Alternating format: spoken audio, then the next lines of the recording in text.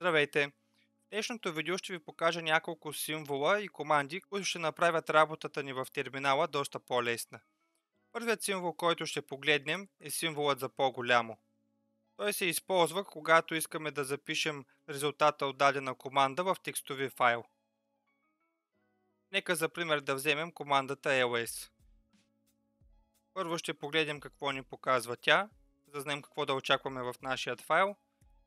И след това пишем ls по-голямо, ще си кръстим нашия файл lsresult.txt. С ls проверяваме дали файлът се е създал и може да го видим, че той вече е съществуващ. С командата cat ние ще го покажем на екрана. И виждаме, че съдържание пада с първия път, в който сме използвали командата ls. Вторият символ, който ще погледнем, се казва pipe или черта нагоре. Той действа като логическо и, т.е. може да изпълним повече от една команда. Нека да вземем отново в командата cat, която показва нашият файл, да сложим pipe и след това ще използваме командата grep, която извършва като търсене, все едно сте натиснали Ctrl+F и ще ни изведе на екрана на само това, което напишем в кавичките. В случая ще напишем pictures, която е една от директориите, и виждаме, че на екрана се показва само тя. Сега следват две команди, с които искам да ви запозная. И това са командите head и tail. Нека първо да видим как се борави с head. Ще използваме файлът numbers.txt, който съм направил предварително, в който съм написал числата от 1 до 19. След това записваме head, която по подразбиране ни показва първите 10 реда от файла, който сме задали. И може да видим как числата от 1 до 10 се показват на екрана. След това нека да вземем командата tail, която пък показва последните 10 реда от самият файл.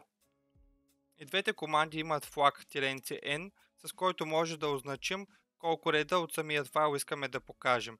Ако напишем 15, ще се покажат последните 15 реда. И тъй като с pipe може да изпълняваме повече от една команда, ще покажем пак нашият файл numbers.txt. Ще напишем pipe head, да кажем първите 5 реда. И след това ще използваме grep, за да ни покаже номер 4. И както виждаме, на екрана се показва само 4, а не числата от 1 до 5. Следващия знак, който ще погледнем, са два пайпа, които извършват логическо или. Тоест, ако не се изпълни първата команда, ще се изпълни втората. За да го тестваме, нека да си направим една папка, която ще кръстим FileDir. Може да проверим, че се е създала. Ето я и нея. След това, нека в тази папка да запишем резултата от командата ll. И ще направим ll, знак за по-голямо, както направихме преди малко, само че този път ще означим нашата папка и след това името на файла lsresult.txt. Но преди да направим това, нека да видим дали самата ни папка е празна с ll и след това FileDir може да проверим съдържанието и виждаме, че тя е празна и няма съществуващи файлове в нея. Нека сега да направим ll, означим името на папката и нашият файл, който искаме да съставим. И сега, ако изпълним същата команда, ще видим, че нашия файл вече съществува вътре в папката.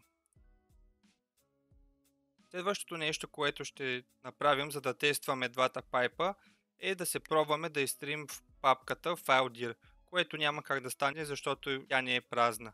Но нека да се пробваме. rmdir, FileDir и да си сложим двата пайпа. С тях директорията не се изтрие, ще напишем ll, за да видим какво е нейното съдържание.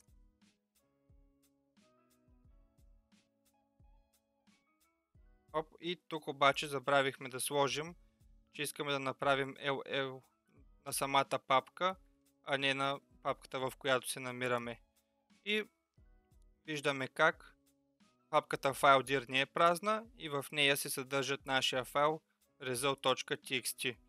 С cat обозначавайки името на папката, наклонена черта слага, за да покажем, че следва нещо след папката, а не да си мисли програмата, че файл dir всъщност е файл. И си пишем ls result. И може да видим съдържанието на нашият файл. Това видео беше по-кратко, но се надявам да ви е харесало и ако имате въпроси, ги напишете в коментарите и аз ще се постарая да отговоря на тях или да направя видео в тяхна тематика. Ако видеото ви е харесало, може да се абонирате за канала и да погледнете останалите видеа.